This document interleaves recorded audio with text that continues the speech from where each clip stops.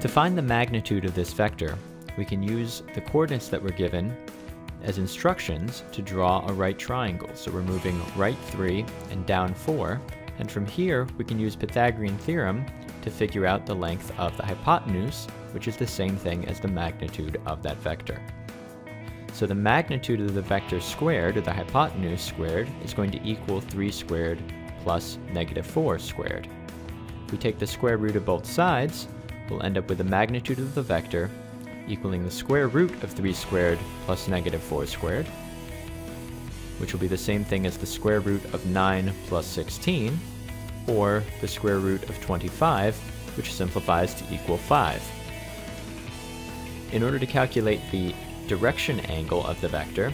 we can use the fact that there's a reference angle inside that triangle and use some trig functions that we know. So we can use tangent of this angle,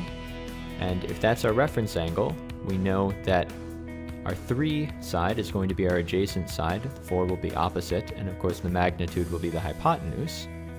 So the tangent of theta, our reference angle, has to equal 4/3, which means theta has to equal the inverse tan, or arctan, of 4/3, which is approximately 53.13 degrees. Now our actual direction angle is that big angle that comes all the way across from 0 and ends up in the 4th quadrant, and to calculate that, we can take 360 degrees, what would be the full circle, minus the reference angle that we found in our triangle, and that will give us the second half of our answer, which is that the direction angle of the vector is 306.87 degrees.